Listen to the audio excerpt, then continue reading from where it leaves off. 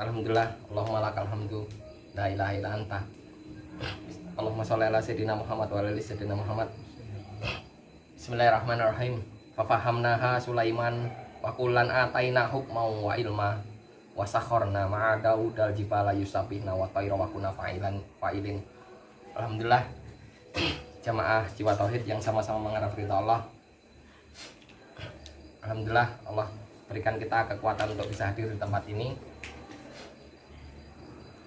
Jadi materi malam ini insya Allah tentang 3 tingkatan zikir. Jadi 3 tingkatan zikrullah, dan sejauh mana zikir-zikir kita ini berkesan atau bermanfaat untuk diri kita. Karena kadang-kadang zikir ini bisa jadi tidak bermanfaat. Jadi kita kupas satu persatu. Yang pertama, zikrullah. Apa itu zikrullah? Jadi ada ayat yang mengatakan ala bidzikrillah tatmainnul qulub. Ingatlah dengan zikrullah, dengan mengingat Allah, tatmainnul qulub, maka hati akan tenang. Jadi zikrullah ini apa? Zikrullah ini tidak semata-mata orang mengatakan la ilaha illallah atau mengulang-ulang la ilaha illallah. La ilaha illallah memang zikrullah. Sebagaimana orang mengulang-ulang doa-doa yang lain atau selawat yang diulang-ulang itu zikrullah. Jadi segala sesuatu yang diulang-ulang itu zikrullah. Benar memang zikrullah, kita berdoa berulang-ulang atau membaca Al-Quran ini ayat misalnya, kita ulang-ulang, itu zikrullah juga. Bahkan lebih jauh lagi, ketika seorang ini melayani istrinya, itu adalah zikrullah. Jadi segala kebaikan itu zikrullah. Yang di jalan Allah, segala kebaikan di jalan Allah ini zikrullah. Bahkan seorang istri melayani suami, membersihkan rumah atau mengasuh anak-anaknya, itu zikrullah juga. Ketika kita bekerja maka zikrullah. Pekerjaan yang baik itu zikrullah. Karena itu kan kerjaan itu diulang-ulang enggak? Diulang-ulang. Kemudian bahkan lebih jauh, dakwah. Dakwah ilallah itu zikrullah enggak? Zikrullah. Jadi dakwah itu pun zikrullah. Jadi kita hari ini, malam ini, kita majelis ilmu, apakah zikrullah? Zikrullah. Karena ingat kepada Allah. Kemudian dalam tingkatan-tingkatan zikrullah itu, maka tingkatan yang paling rendah adalah ketika seorang mencapai, yaitu dari segi pertama untuk dirinya, syariat. Jadi kita sebut aja tataran syariat. Bagaimana dia merasa zikrullah pada diri. Maka dari dirinya ini, pada tingkatan yang pertama adalah zikirnya, dirinya ingat kepada Allah. Kemudian di tempatnya, di rumahnya, termasuk malam ini kan kita di tempat ini, ingat kepada Allah, zikrullah. Sehingga sampai pada tingkat pertama, kelezatan zikrullah. Pada diri, dari tempat, keluarga ini atau jamaah ini, zikrullah tingkat dasar. Sampai tingkat kelezatan seperti itu. Tingkat kedua nanti kita akan bahas. Tingkat kedua adalah bagaimana zikrullah ini sudah tataran yang lebih luas pada jamaah dan masyarakat. Jadi dia sudah disebut sebagai mudzakir. Yang ketiga ini bagaimana kita pada tingkat ma'rifatullah, yaitu zikrullah yang mana sang mudzakir ini sudah disebut-sebut di kalangan malaikat. Bahkan disebut-sebut Allah dia di kalangan malaikat. Kalau bahasa sekarang ini viral, tapi viralnya tingkat 3 ini viralnya di kalangan malaikat. Jadi ini udah tingkatan khusus. Jadi tingkatan yang pertama zikrullah. Ini tingkatan pertama adalah diri kita ini berzikir. Tempat zikir ini berzikir, sehingga kita ini merasa lezat dan tenang. Maka insya Allah kalau kita ini sudah mengalami ketenangan dengan mengingat Allah, Ini zikir yang diharapkan seperti ini. Tingkat pertama. Tingkat kedua, kita ini bagaimana muzakir. Jadi tataran jamaah. Jadi jamaah ini kita berzikir. Pada tingkat yang kedua ini bagaimana kita ini merasa dengan berzikir ini merasa tenang. Bahkan kita ini ketika berzikir atau duduk di lain jamaah, kita pun tetap harus merasa tenang. Jadi seandainya kita ini duduk, kita di majelis ini ya, di majelis jiwa tauhid, suatu saat duduk di majelis lain kok masih belum tenang, ini ada yang nggak beres. Kalau diri kita duduk di lain majelis, jadi ini tingkatan kedua ini, kalau kita duduk di majelis lain kok belum tenang, atau merasa karena amalannya beda terus kita duduk nggak tenang, ini pun belum tahapan zikrullah tingkat kedua. Jadi ketika seorang ini sudah tingkat kedua, harusnya dia duduk di majelis kita, nanti di majelis A misalnya, di majelis B, di majelis C, kita harus tetap tenang. Walaupun dalam tanda kutip misalnya amalan yang dibaca ini lain. Jadi ini pun harusnya kalau seorang ini tingkat kedua adalah zikrullah, dia muzakir, tetap tenang. Karena kan ala bizikrillah tatmainul qulub. Ketika kita ini belum mencapai tatmainul qulub, maka masih perlu dipertanyakan. Jadi zikir-zikir kita. Karena apa? Tingkat kedua ini kadang-kadang sulit. Kita hanya tingkat pertama aja, kita di majelis kita, kan tadi kita zikir kan, ya memang tenang. Atau di majelis kita, di jamaah kita kok tenang. Ini mudah. Dalam tataran saat ini kan kita dalam tingkat kedua ini banyak orang ini gagal. Jadi karena apa? Karena tiap majelis-majelis zikir ini seperti sebuah sistem. Jadi kalau diibaratkan ya, contoh vario. Vario aja kita tahu vario ini macamnya banyak, padahal Honda. Sama-sama Honda. Dan vario, semua namanya vario. Ada vario Tekno, ada vario F1, ada vario apa. Jadi walaupun sama-sama vario aja sudah ada perbedaan. Jadi contoh vario tahun 2000 dengan vario tahun 2010 lain kan? Apakah onderdilnya tahun 2000 dengan 2010 sama? Sama enggak? Enggak sama. Bisa jadi murnya itu beda. Loh, padahal vario ini kok ini lah. Kalau kita beli ke bengkel ini, contoh vario tahun 2000 dipakai onderdil ganti vario 2010 atau 2015, nggak cocok. Bukan karena onderdilnya itu salah, bukan karena maksudnya ini apa namanya nggak cocok terus sistemnya salah 2010, enggak. Karena 2010 itu juga sistem, 2011 sistem, 2015 sistem, 2018 keluar vario lagi tapi lain lagi, bentuknya lain, lebih besar atau gimana. Sebagaimana juga majelis zikir dalam tingkat kedua ini, maksudnya sebagai muzakir, sudah pada tingkatan zikrullah, kita harus sadar setiap majelis zikir punya suatu sistem. Sebagaimana suatu organisasi itu punya sistem sendiri-sendiri. Jadi kita ketika duduk di majelis zikir lain atau mungkin di organisasi lain apapun itu, mereka semua punya sistem yang berbeda-beda. Jadi bukan berarti ketika seorang ini muzakir, mungkin jamaknya udah banyak, sebagaimana seorang ini naik bis. Bis ini kan lebih banyak daripada kita naik vario. Vario paling berdua. Jadi bukan berarti yang naik bis ini lebih selamat, lebih duluan. Ya bisa jadi. Bisa jadi juga tidak. Kalau kita ini sebagai muzakir, kita ini apa namanya, ugal-ugalan naik bis ini, maka bisa jadi bis ini bakal akan kecelakaan atau terbalik.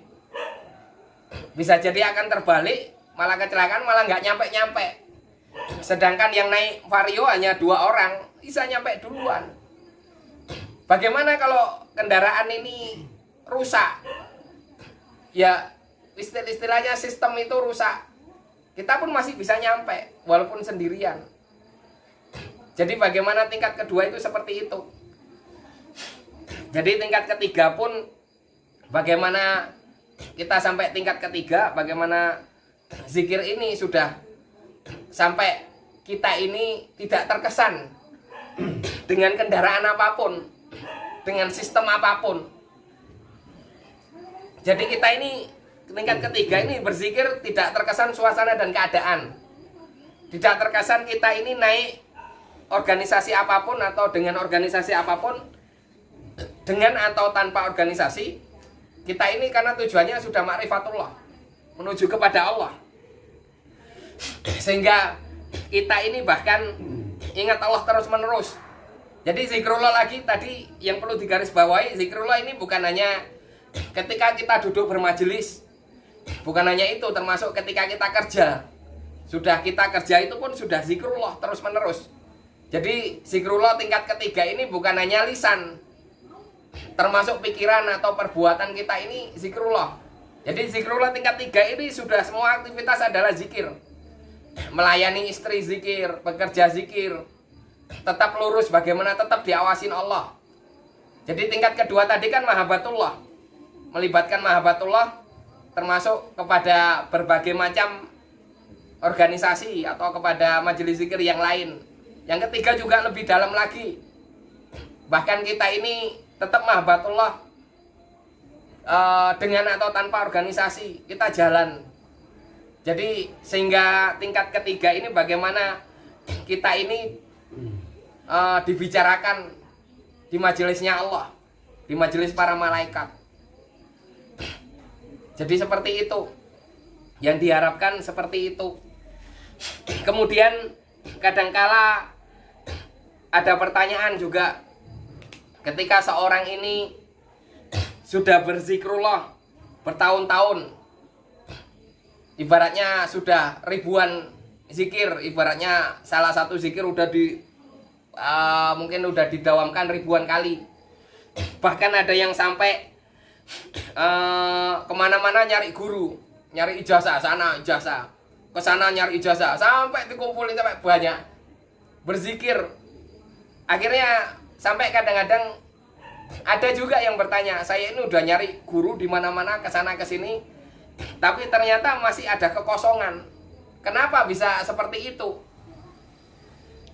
Kenapa ketika seorang ini udah berzikir tapi tidak membekas? Jadi apa yang harus dilakukan? Langkah-langkahnya ketika seorang ini bahkan apa penghalang-penghalangnya? Jadi penghalang-penghalang berzikir ini bukan dari banyaknya, tapi dari istiqomahnya dan bagaimana kita menghilangkan penghalang-penghalang. Penghalang pertama apa? Jadi penghalang pertama ini terus bermaksiat ya, baik maksiat kecil atau maksiat besar. Jadi maksiat ini yang menghalangi kita. Tapi yang harus kita lakukan, kita juga jangan bosan dengan bertobat. Karena innallaha yuhibbut tawabina wa yuhibbul mutatahhirin. Innallaha yuhibbut tawabina. Sungguhnya Allah ini yuhibbut tawabin. Suka dengan orang-orang yang bertobat. Innallaha yuhibbut tawabina wa yuhibbul mutatahhirin, dan orang-orang yang bersuci. Jadi seandainya kita ini pun melakukan dosa kecil, tapi kalau terus menerus dan tidak ditaubati, maka akan menjadi dosa besar. Sebaliknya, dosa besar apabila ditaubati terus menerus, misalnya contoh kita dulu pernah melakukan dosa besar apa gitu, tapi kalau kita taubati terus menerus, kita tawabin, innallaha yuhibbut tawabina, sungguhnya Allah yuhibbut tawabin. Allah ini mencintai tawabin, orang-orang yang ahli bertobat. Jadi kita ini jangan putus dengan rahmat Allah, jangan putus asa. Jadi walaupun seorang ini ahli maksiat dulunya, kalau bertobat terus menerus, insya Allah akan nyampe. Sekian tahun orang suka minuman keras, udah tobat, ahli zikir lagi, dapat beberapa bulan tergoda minuman keras lagi, nggak apa-apa, kita tobat lagi. Terus kita misalnya ini ya terus bertobat. Jadi jangan bosan untuk bertobat. Penghalang berikutnya apa? Ya banyak, misalnya sombong. Jadi ketika seorang ini sudah istiqomah pun, ini pun menjadi hijab. Dia sudah dapat ijazah dari guru sana, atau sudah bergabung dengan majelis-majelis yang besar. Ketika sombong, ini pun nanti akan terjadi kegersangan, kehampaan. Dan yang paling sering juga diantara yang lain ini gilin. Ya, gilin ini apa? Gilin ini rasa di dalam hati.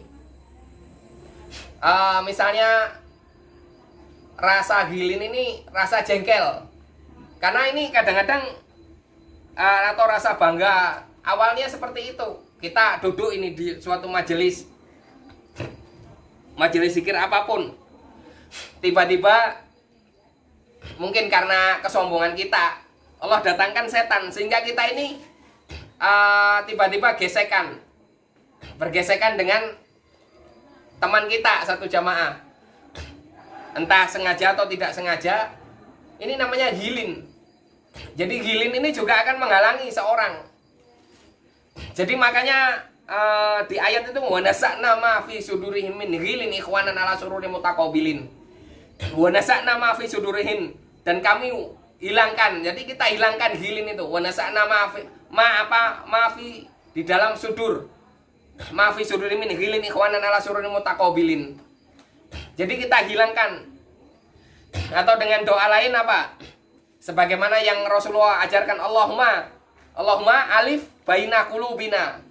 Allahumma alif baina qulubina. Ya Allah, satukan alif qulubina. Allahumma alif baina qulubina.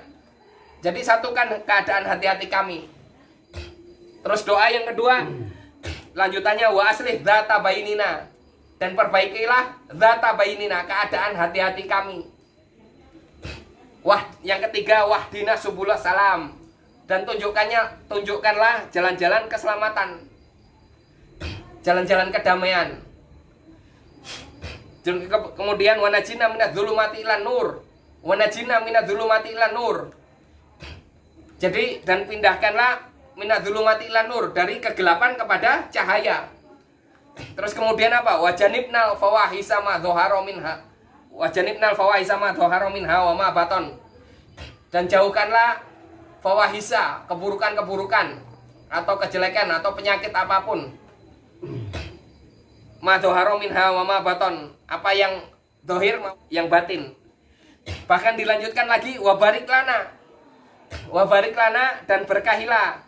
Wabarik lana fi asma'ina wa absarina wa qulubina wa azwajina wa dzurriyyatina wa tub alaina innaka antat tawwabur rahim. Jadi berkahilah pandangan kami, pendengaran kami, dan hati kami. Jadi kita ini setelah zikir juga harus tahu ilmunya. Kita harus jaga dari pandangan kita. Misalnya dengan saudara kita belum dikatakan zikrullah, walaupun kita ini sudah zikrullah ribuan kali. Kalau kita ini duduk dengan orang, misalnya dengan organisasi apa, kalau kita ini masih dalam, ketika kita lihat, kita merasa orang lain lebih rendah, ini belum barik lana, belum diberkahi. Atau pendengaran kita ini, ngibah si A ini lama kok nggak hadir, ini belum diberkahi pendengaran kita. Bagaimana kita bisa jaga hati kita? Bagaimana zikir-zikir ini bisa berkesan kepada hati kita? Kalau kita tidak bisa menjaga pandangan kita, bagaimana kita pandangan ini tetap berpandangan baik kepada orang lain? Juga tidak bisa menjaga pendengaran kita, agar pendengaran kita ini pandangan kita ini baik. Jadi juga apalagi menjaga hati kita. Jadi bagaimana tahapan-tahapan zikir itu terjaga, juga bagaimana kita jaga qulubina, hati kita. Jadi hati kita ini, yaudah sedemikian aja dulu, kita lanjutkan di berikutnya ya.